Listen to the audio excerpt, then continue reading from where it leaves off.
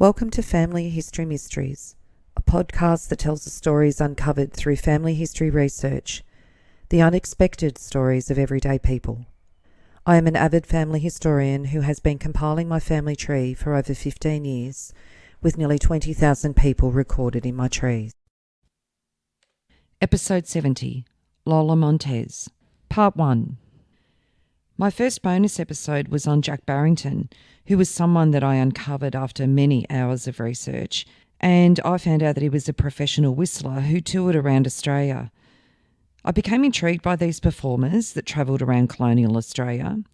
Jack was Australian born, however the lady in this episode wasn't, and had a very interesting history prior to coming to Australia to perform. The story of the lady in this episode also unearthed another performer who I've created a bonus episode for.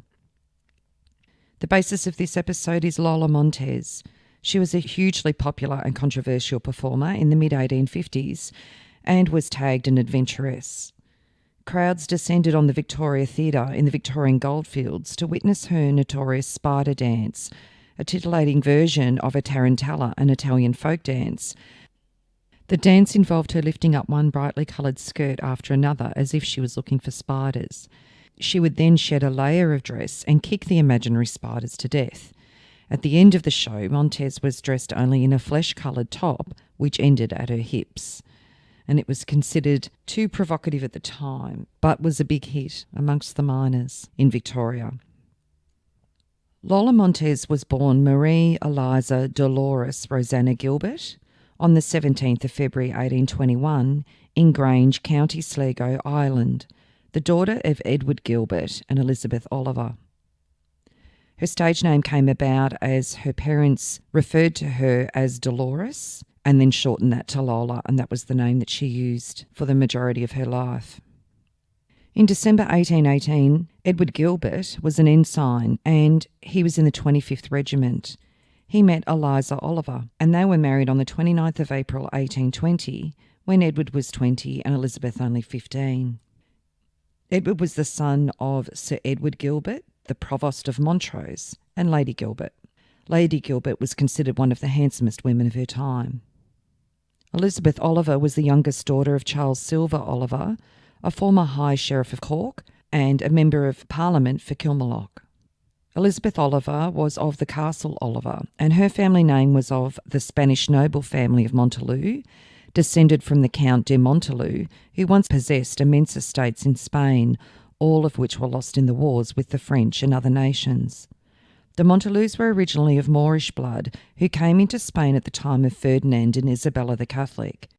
Her mother was in fact born illegitimately, however her parents married not long after her birth. So Lola has Irish background and Moorish Spanish background. Edward Gilbert was gazetted as an ensign in the 44th Foot Regiment on the 10th of October 1822. So the young family made their residence at King House in Boyle, County Roscommon, until early 1823, when they journeyed to Liverpool and departed for India on the 14th of March 1823 for Edward to join his regiment. However, Edward died of cholera in 1825 in Dinapore, India. Dinapore was a town that stationed British troops in the 1800s, and Marie was only 4 when her father died. In 1825, her mother went on to marry Captain Patrick Craigie of the Indian Army. A year after her mother remarried, Lola was sent to Scotland to be educated under the care of Captain Craigie's aunt at Montrose. The family labelled her as a queer, wayward little Indian girl, and she quickly became known in the family as a mischief maker. On one occasion, she stuck flowers into the wig of an elderly man during a church service, and on another, she ran through the streets naked. The provost was horrified and sent her away. So at the age of 10, in 1831, she was moved again, this time to Sunderland, England. When her stepfather's older sister Catherine Ray set up a boarding school in Monkwearmouth with her husband, Lola joined them to continue her education. In 1850, a Mr. Grant, who was an art teacher at the school, who taught Lola, had an article with his reminiscences. Lola Montez, Monkwearmouth. In a letter to the Sunderland Herald, Mr. J.G. Grant gives his reminiscences of Miss Gilbert. In 1831, Mr. and Mrs. Ray came to Monkwearmouth to establish a boarding school and were accompanied by Eliza Gilbert, then aged 10 or 11 years.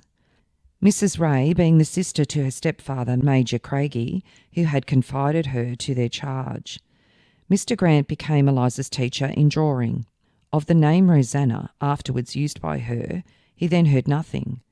She was an elegant and beautiful child, of stature rather promising to be tall than actually such for her age, but symmetrically formed and with a flowing, graceful carriage, the charm of which was only lessened by an air of confident self-complacency, in full accordance with the habitual expression of her else beautiful countenance, namely that of indomitable self-will. Her features were regular, but capable of great and rapid changes of expression. Her complexion was orientally dark, but transparently clear. Her eyes were of deep blue, of excessive beauty, although bright with less indication of the gentle and tender affections of her sex than of more stormy and passionate excitements. The mouth, too, had a singularly set character, far more allied to the determined than to the voluptuous, and altogether it was impossible to look at her for any length of time without feeling convinced that she was made up of very wayward and very troublesome elements. The extreme violence and obstinacy, indeed, of her temper gave too frequent cause of painful anxiety to her good kind aunt. Her animal spirits were naturally very great. She romped as assiduously as any girl of her age, danced gracefully, talked with great animation in her merry moods, and seemed altogether what is called a clever child. It's quite a description from her previous teacher. Lola's further education took place in Paris at a boarding school, and on completion of her schooling she lived with her mother, and when she was 16 her mother told Lola that she was going to take her back to India to live. Accordingly, preparations for travel were made, dresses were purchased and trunks were packed. One day Lola noticed that a portion of the outfit looked very much like a bride's trousseau. She asked her mother what it meant, but received an equivocal reply. Then she went to Captain James, with whom her mother had travelled home from India, and asked him. He told her the truth. Her mother had bargained for a large sum of money to make her the wife of Sir Abraham Lumley, a judge of the Supreme Court in India. He was 60 years old, and having exhausted the pleasures of the world, hoped to renew his youth by marrying a young and beautiful girl. Well, Lola was very beautiful and dainty. Her figure was slender and graceful. Her complexion was olive, her hair dark, and so were her eyes. Her eyes were exceedingly brilliant. In fact, they lit up her whole countenance and made one forget what the features wanted in regularity. They were full of animation and intelligence. Even when the freshness of youth had quite faded from her face, her fine eyes retained their sparkle. However, she did inherit her fiery Spanish temper from her mother. She appealed to Captain Thomas James for help, and he offered to marry her himself. That night, Lola made a rope out of her bedclothes and escaped by way of the window. She fled to Captain James and told him he might have her if he would save her from her mother and old Lumley. Captain James did not hesitate to take her at her word. He gave her shelter for the night, and the next day fled with her to Ireland, where his family lived. Thomas James married Lola at Rathbeggan, County Meath, on the 23rd of July 1837, when she was 16 and he was 30. She married him under the name Rosa Anna Gilbert, despite objections from his family. Captain Thomas James held a commission in the 21st Regiment of the Bengal Native Foot. On returning to his duties after their wedding, she accompanied Thomas to India on the Larkin. They spent a season at Calcutta. Then the army was ordered to Kerwell in the interior of India. But a few months after their arrival, Thomas left her for another woman, Mrs. Lomar, the wife of Captain Lomar of the same regiment Thomas was in. After her husband left her, Lola immediately returned to Calcutta, where her mother lived at the time, and her reception and treatment there was somewhat cruel. She was locked up in her chamber by her mother until a certificate was procured by a physician that she was in ill health and must be sent to Europe. So her mother pretty much tried to find a way to quickly rid of Lola. Her stepfather showed his disapproval of this treatment by handing her a cheque for £1,000 as she stepped aboard the vessel to sail for Europe. Those who had charge of her on this voyage were directed to place her in the charge of Mr. David Craigie, residing at Perth, Scotland, upon her arrival at London, but she refused to go there. So Lola returned to England by early 1842. Reaching London, she began a pretty gay life. Her favourite lover at first, Lord Malmesbury, the British Minister of Foreign Affairs, also noblemen by the score, and not a few royal princes paid court to her and lavished their wealth upon her. She made her home mostly in London, but frequently made romantic excursions with her lovers to Spain and other continental countries, everywhere exciting admiration, as well for her remarkable intellectual powers as for her beauty.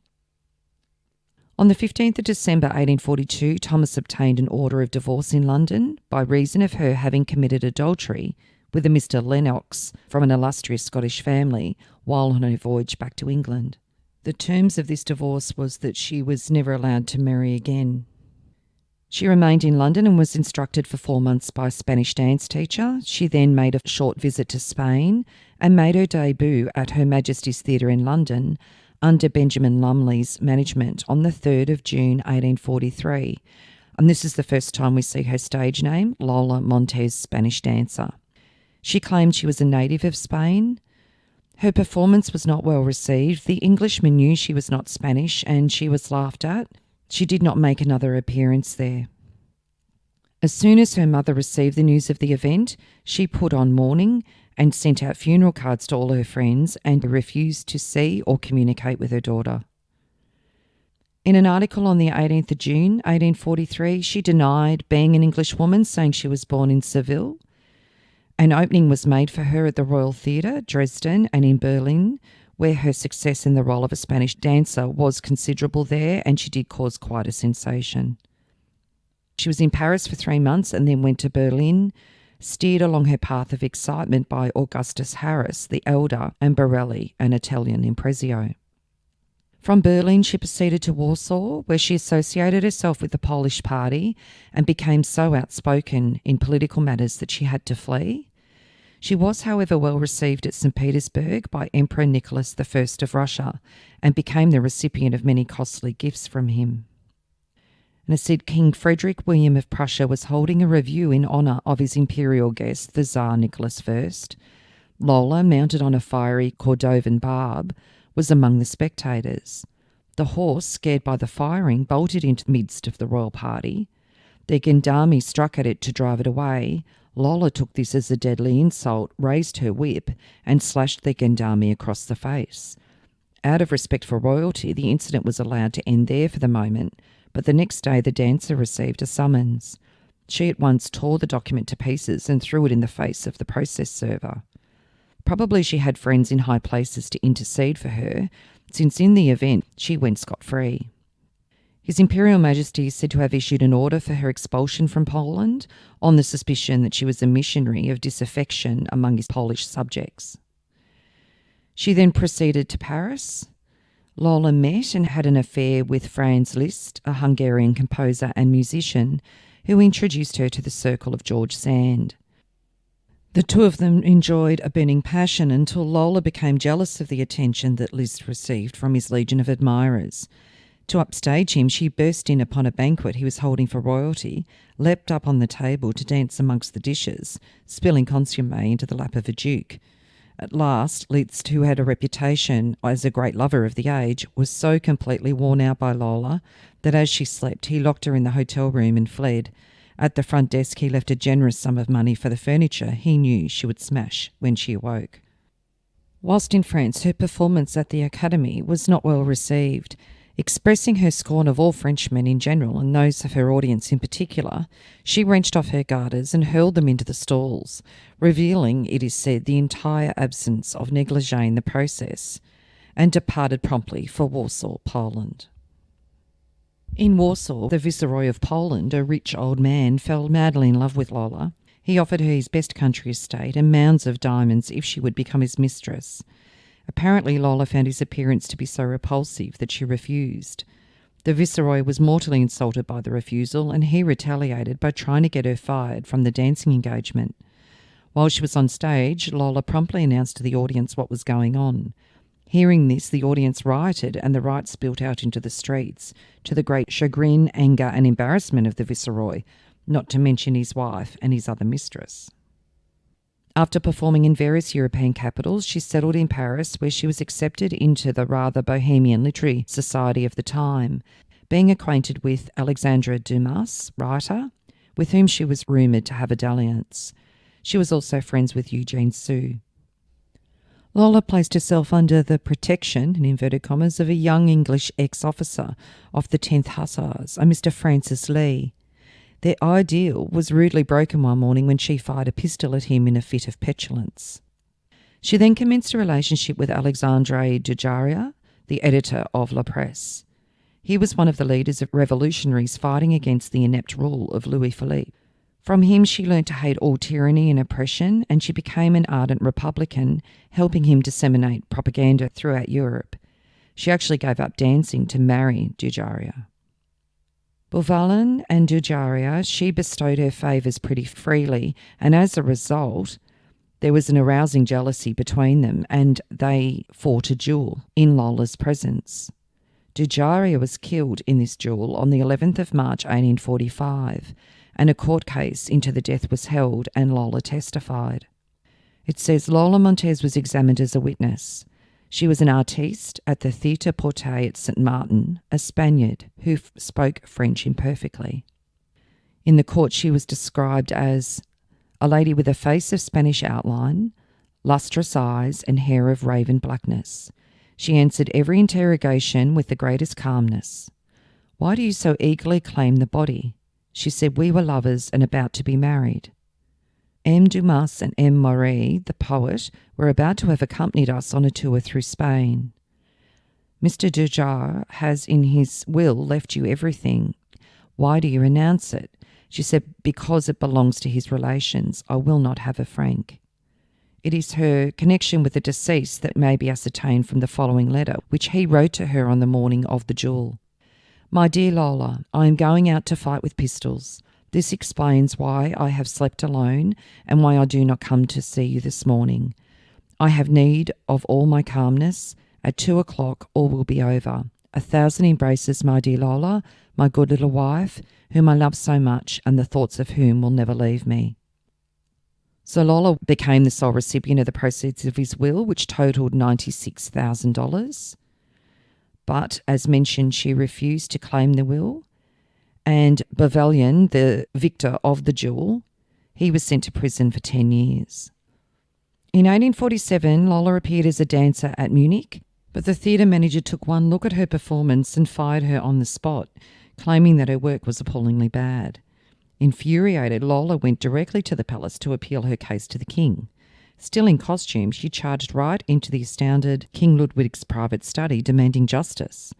Taken aback, the king attempted clumsily to be urbane and sophisticated as he inquired if her lovely figure was a work of nature or of art.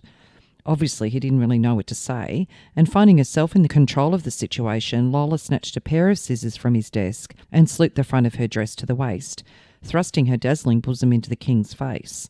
Before she left the palace, she received a substantial engagement at the Munich Theatre. The manager was fired, and the elderly King of Bavaria, Ludwig Karl Augustus, was captivated with her.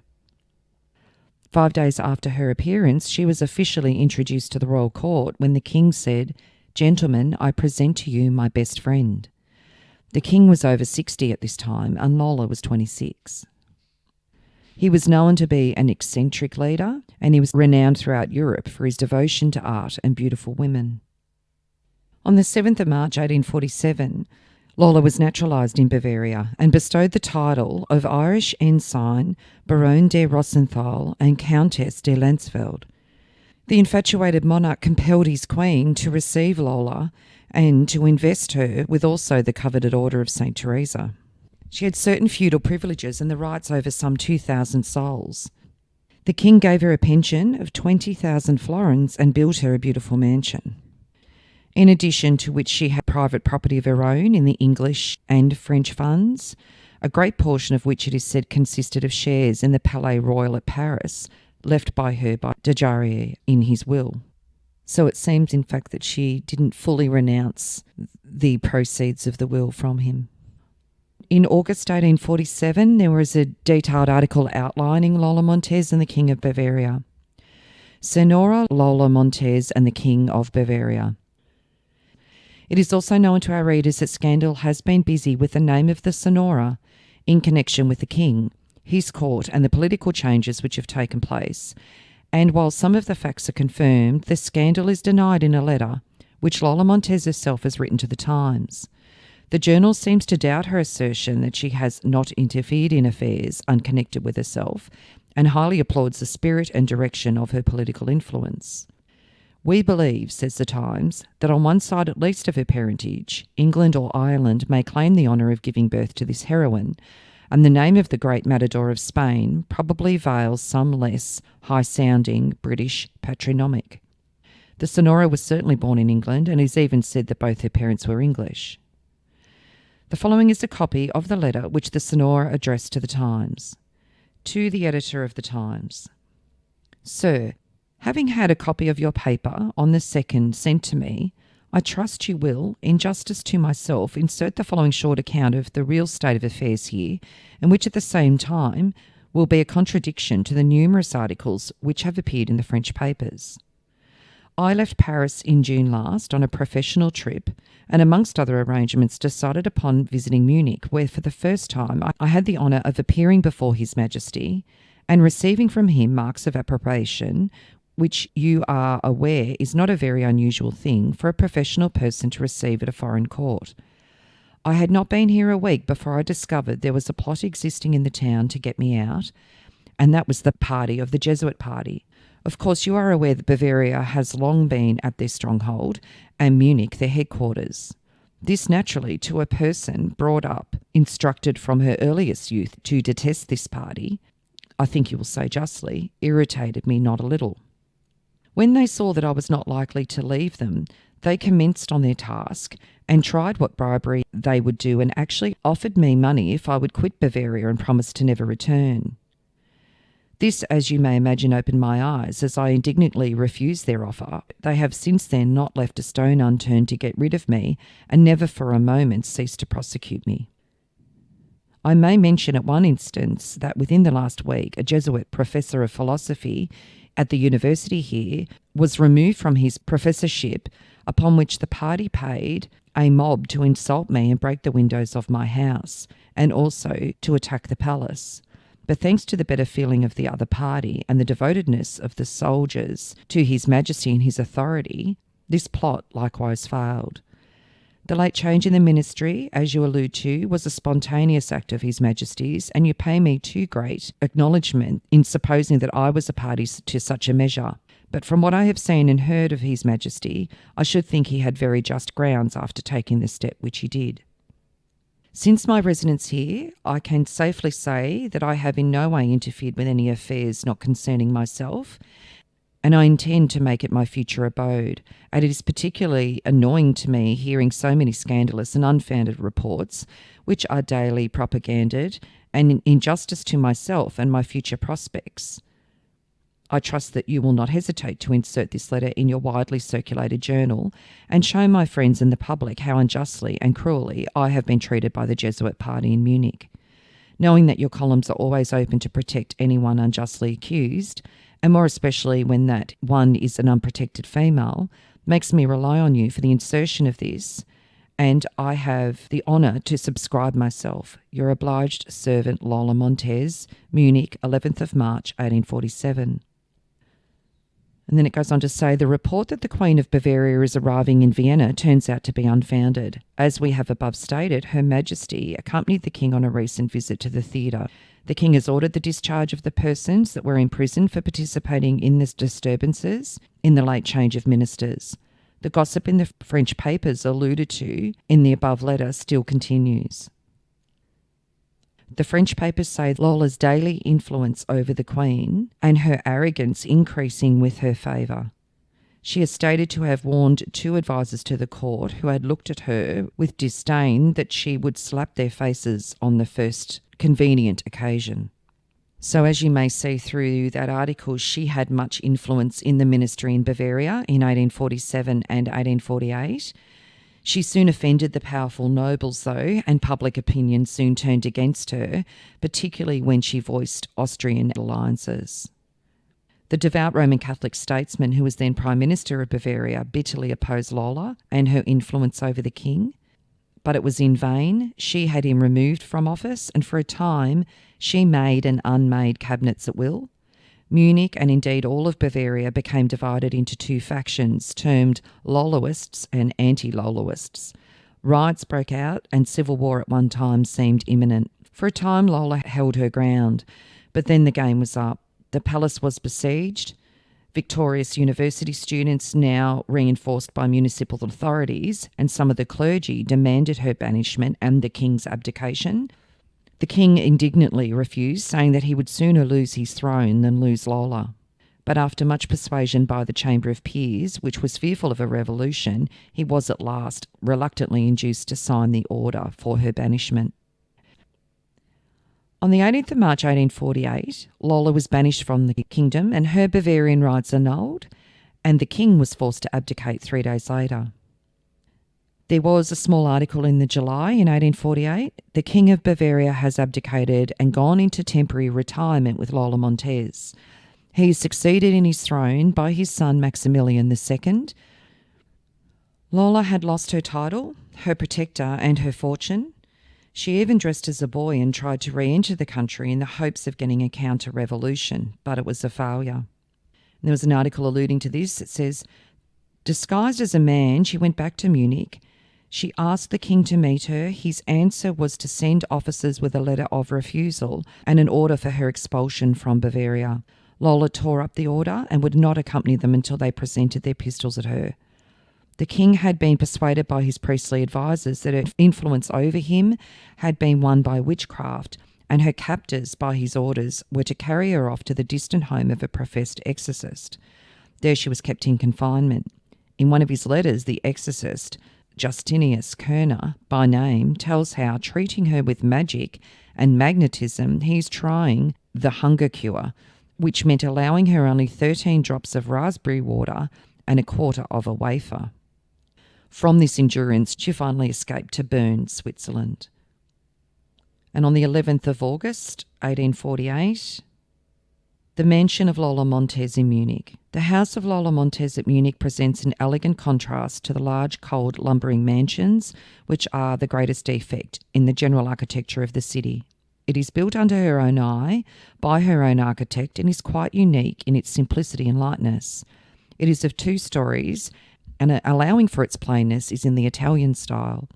Elegant bronze balconies from the upper windows, designed by herself, relieve the plainness of the exterior, and long muslin curtains slightly tinted and drawn close as to cover the windows add a transparent, shell-like lightness to the effect. Any English gentleman, and in brackets it says Lola has a great respect for England and the English, can, on presenting his card, see the interior, but it is not a showplace. The interior surpasses everything, even in Munich, where decorative painting and internal fitting has been carried out almost to perfection. Everything was done to the immediate choice and under the direction of fair Lola. The general characteristics of the place will serve to illustrate her character. Such a tigress, one would think, would scarcely choose so beautiful a den. The smallness of the house precludes much splendour. Its place is supplied by French elegance, Munich art and English comfort. The walls are hung with pictures, among them Raphael. There are also some of the best works of modern German painters. A good portrait of the King of Bavaria and a very bad one of the mistress of the mansion. The drawing rooms and her boudoir are perfect gems. Books, not a frivolous kind, borrowed from the Royal Library, lie about and help to show what are the habits of this modern Amazon. Add to these a piano and a guitar, on both of which she accompanies herself with considerable taste and some skill, an embroidery frame in which she produces works that put to shame the best of those exhibited for sale in England, so that you see that she is positively compelled at times to resort to some amusement becoming her sex, as a relief from those more masculine or unworthy occupations in which, according to her reverend enemies, she emulates alternately the example of Peter the Great or Catherine II. At the back of the house is a large flower garden in which, during the summer, most of the political consultations between the fair countess and her sovereign are held. So it's quite clear at that point, it seems the king is living there and living with her. There's another article 2 months later on the 16th of October 1848. Accounts from Bavaria to the 12th instant state that the ex-king was to leave Munich on the following day for Switzerland, where he will remain for some time. It is supposed that His Ex-Majesty is about to join Lola Montez at Vevey. So early in 1849, she came to Piccadilly, London. It was advertised that she was appearing at the Covent Garden Theatre as Lola Montez. However, the advertisements were withdrawn. Quite likely, Lord Chamberlain would not have licensed the performance due to her well-known revolutionary activities. And in her later autobiography, it was alluded to that she was the secret agent of Lord Palmerston, who at the time was the British Foreign Secretary, and that she was also closely in touch with French statesman and historian M.M. Guizot and Thiers, and she was an extraordinary person full of tricks and mystery, remarkable physical seductiveness and impertinence. She was driven out of Europe as a suspicious character. At this time, she found herself famous. All of the drapers' shops in England were displaying Lola Montez shawls, Lola Montez veils, and Lola Montez hats. Everything from notepaper to perfumery was called after the beautiful dancer. She then married George Trafford Heald on the 19th of July 1849 at the age of 30 at St George's in Hanover Square, London. He was only just 21, the son of George Heald of the Chancery Bar, and George Jr. had been gazetted a cornet in the 2nd Life Guards on the 29th of June 1848. He came from a quite wealthy family. As he became of age, he came into the possession of £6,000 to £7,000 a year. His family was scandalised by the marriage, and it caused strict inquiries to be instituted as to the antecedents of the wife. The circumstances under which she had parted from Lieutenant James were ascertained. On the 6th of August 1849, she was summoned to appear in the Marlborough Street Police Court on the charge of bigamy. She was not instigated by her husband, but Miss Susanna Heald of Horncastle, Lincolnshire, who was the aunt of George Heald, and she was his appointed guardian. So the charge of bigamy did have grounding. However, she fled with George Heald to Spain and then went on to America. Now, some accounts say that they had 2 sons who died in infancy, and it's mentioned in November 1849. Lola Montez, Countess of Lansfeld, had managed to seduce into a marriage a young man named George Trafford Heald, a lieutenant in the 2nd Life Guards, who'd recently come into the possession of a property of thousands of pounds per annum. It appears that she had been a Miss Gilbert and married Captain James in Ireland in 1837, gone to India with him, returned from India in 1841, was divorced in 1842 for adultery with Mr. Lennox on board the ship, but by the terms of the divorce was not allowed again to marry. On the 7th of August, she was brought up to Marlborough Street at the instance of Mr. Heald's aunt for bigamy, but escaped the continent after giving bail. Mr. Heald has been obliged to resign his commission. So he's pretty much given up everything. On the 7th of January 1850, it mentions that Lola Montez has absconded a second time. Her bail bonds were ordered to be entreated. And Captain Heald at this time returned to England, as Lola had obviously absconded from him too. So she had left him and he's returned. So when Lola sailed to New York in 1851, she was on board the same ship as a Hungarian patriot, Kossuth, and a scandal had linked them, albeit without much basis. Lola arrived in New York on the 5th of December 1851. She appeared at the Broadway Theatre on the 18th of May 1851 in her own show titled Lola Montez of Bavaria and played for 5 nights. She then made an appearance at the theatre on the 29th of December 1851 in a ballet performance. She attracted crowded houses for some time, but overall the public expectation was disappointed. She then took to lecturing. She narrated with great power of expression and the most dramatic incidents of her own career and had crowded houses wherever she went. She did appear on stage as an actress at this time, travelling as far as California. Her business manager was a married man with 2 children, and when they got out to the Pacific coast, Lola noticed that he seemed unhappy and questioned him and found that he was longing to be with his family again but hadn't the money to bring them with him. At once she gave him the sum required to bring his wife and children on. A few months later he died. Lola then settled a fine pension on the widow for life and sent the children to be educated at a seminary in Troy, New York. They were two girls, and some years later, one of them fell in love with a United States naval officer. Lola, acting as the girl's guardian, approved this suit, and they were married. They went to England, but Lola did not see them again for some years. On the 19th of January 1852, she was at the Walnut Street Theatre in Philadelphia. In 1853, she went to California, where on the 2nd of August 1853, she married Patrick Purdy Hull, a native of Ohio and the proprietor of the San Francisco Wig. Patrick was 3 years younger than Lola. He was 29 and Lola 32 when they married. Lola did not live long with him. Once he realised that she had 2 husbands still living, he left.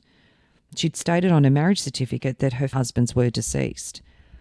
Captain Thomas James, who was later Lieutenant Thomas James, had retired from the army in February 1856, and he didn't die until May 1871 in Kensington, London.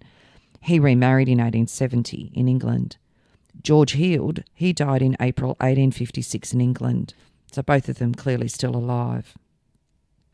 On the 2nd of November 1853, Lola Montez in Sacramento. At the theatre last night, says a Californian paper, quite a number of persons, ladies and gentlemen, attended to witness the second appearance of Lola Montez in our city. The performance proceeded very well until the Countess appeared in her first dance, El Ole. From some cause she stopped suddenly and cast a most withering glance at her orchestra, which induced parties in the parquet to laugh at her and manifest some mirth. At this she became highly incensed, treating the audience with marked disrespect, and told them if her dancing did not suit them, she would leave the stage, and off she went, with the most indignant disgust. This created general disorder and called forth all sorts of remarks, hisses, and other signs of disrespect for her. A portion of the audience left the house, and it was quite evident that a serious inference was on the eve of breaking out. After Patrick and Lola's marriage broke up, Lola remained in Grass Valley, where they went after their marriage, in a little house. She lived there for nearly 2 years, and this home has been restored. It's now a Californian historical landmark. In August 1932, there was an article recalling the sale of an old Victorian home. It's titled Royal Romance, Recalled by Auction Sale. A fine old Victorian home put up for auction in California recalls memories of the gay days of the 19th century when a monarch lost his throne for the love of a lady and another monarch aspired in vain to her favours. It was the home of Marie Dolores Eliza Rosanna Gilbert, an Irish adventuress, but the world does not know her by that name. To her era and to history, she was Lola Montez, the dancer, mistress to Ludwig I of Bavaria, and the beauty who spurned the attentions of Tsar Nicholas I of Russia. Lola's father was a British army officer who had eloped with her mother. Lola in turn eloped with an army officer but left him in India and went to England and rose to the fame of a Spanish dancer. King Ludwig of Bavaria saw her and became bewitched by her beauty and talents and raised her to the peerage of Countess Landsfeld and Baroness Rosenthal. Bavaria did not like these intrigues. Ludwig lost his throne and Lola Montez became a fugitive. She went to America and married Patrick Putty Hull, editor of the San Francisco Wig, because he could tell a story better than any other man she had met. There was a fine old Victorian house she lived in from 1854 to 1857, holding court. It was at the rear of the famous bear pit. Lola's husband killed one of the bears because it bit him. Lola turned her husband out of the house. She died at the age of 43. Her house was brought from her by the family of Charles Bosworth of California, and now the famous property has been sold by order of the administrator of the Bosworth estate. Patrick Hull died in May 1858 at Marysville, California, aged only 33. While Montez was living in her little home at Grass Valley, she served as an inspiration to another aspiring young entertainer, Lotta Crabtree. Lotta's parents ran a boarding house in Grass Valley, and Lotta soon attracted the attention of a nearby neighbour, Montez, who encouraged Lotta's enthusiasm for performance. Lotta Crabtree rose to fame as a child performer.